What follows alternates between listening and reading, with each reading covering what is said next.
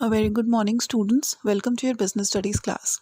So, today we will be starting with a new chapter, that is chapter number 10, Financial Markets.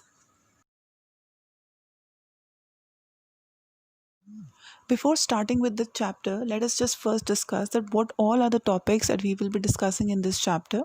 So, we will be discussing first the concept and functions of financial markets, then classification of financial markets into money markets and capital markets. Now, money market concept, features and instruments, and in capital market concept, features and the types of capital market, that is primary market, its meaning and methods of flotation, secondary market, difference between primary and secondary market, then stock exchange, meaning and functions of stock exchange, trading procedure on a stock exchange, Securities and Exchange Board of India, that is SEBI, what are the reasons of for establishment of SEBI, objectives and functions of SEBI. So these are the few topics that we will be discussing or covering in this chapter. So we know that business needs finance from time an entrepreneur makes a decision to start a business. So we need funds for working capital, like for day-to-day operations, payment for raw materials, salaries, etc., and for the fixed capital expenditure such as purchase of machineries or buildings to expand its production. So business can raise these funds from different sources and by various means through financial markets. Now, what is exactly financial market? A business is a part of an economic system that consists of two main sectors. Okay, households, which are the savers, which saves funds, and the business firms which invest these funds. So households can buy the shares and debentures offered by a business using the financial markets. So a financial market is a market for the creation and exchange of financial assets, which it act as an intermediary and makes possible the transfer of funds from the savers to investors.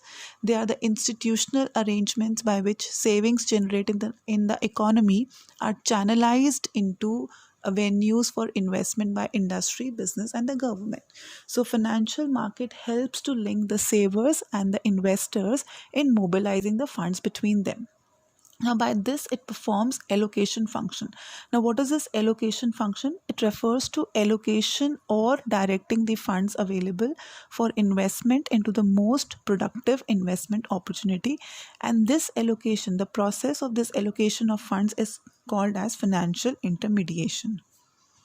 As you can see in this diagram also, like there are two sectors given: household, that is the savers, and the business firms.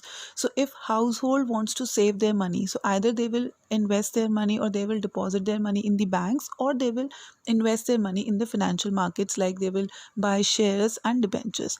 And the business firms, if they want to borrow money, either they can take it from the banks or they can raise funds through financial markets. And similarly, if they want to invest money, so they can do so similar way in the banks and in the financial markets. So therefore, this financial market act as a link between the savers and the investors.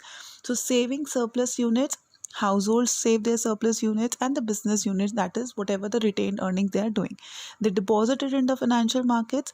Financial markets, who is taking funds from the financial markets? Those who are having deficit units, that means industry, business, government. So if the allocation function is performed well, then what is the first thing? The rate of return offered to the household would be higher. So scarce resources are allocated to those firms which have the highest productivity for the economy. That means scarce resources are allocated most productively. Whatever the resources the household are having, they are investing it in the money, and that's way it has been channelized. It must be noted that households can also deposit their surplus funds with the banks instead of buying shares and debentures through financial markets. So, bank then lend these funds to business firms. Thus, banks and financial markets are competing intermediaries in financial system. However, savings in bank yield lower returns than shares and debentures. Now let's discuss few functions performed by financial markets. The first function is mobilization and channelizing the savings into the most productive uses.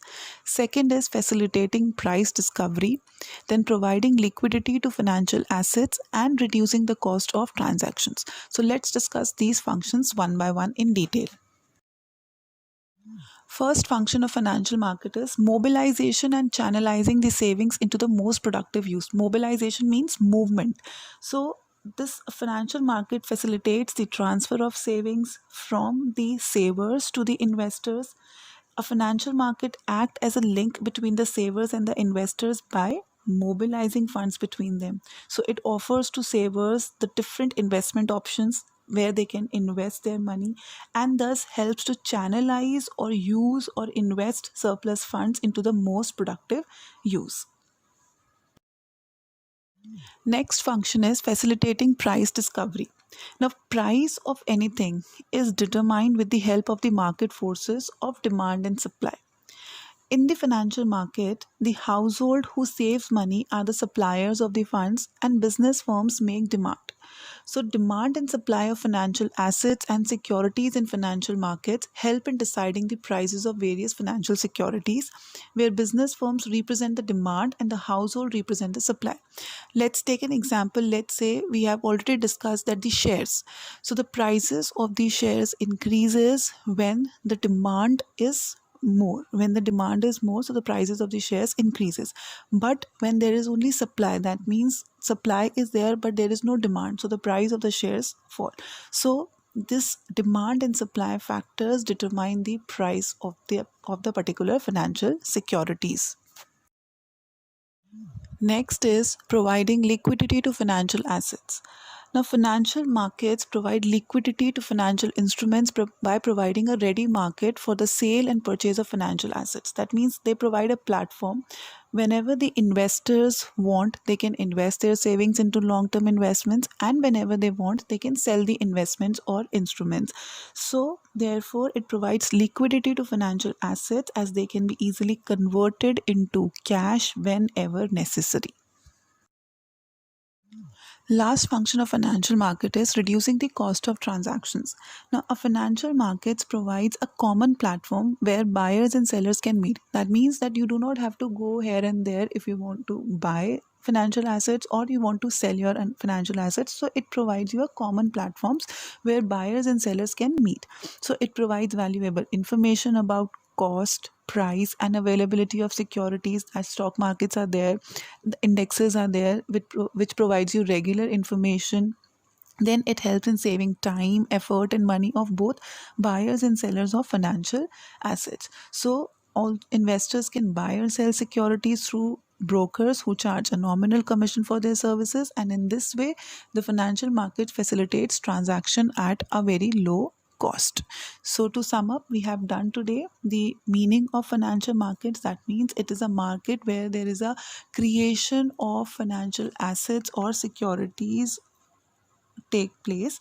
Then we had discussed the functions of financial market, that it helps in mobilization of savings and channelizing them into the most productive uses, facilitating price discovery with the help of demand and supply, providing liquidity to financial assets. That means whenever an investor wants, they can convert their money into cash, and reducing the cost of transaction by providing a common platform to the buyers and the sellers. I hope you understood the topic. Kindly read it from NCERT also. Thank you so much.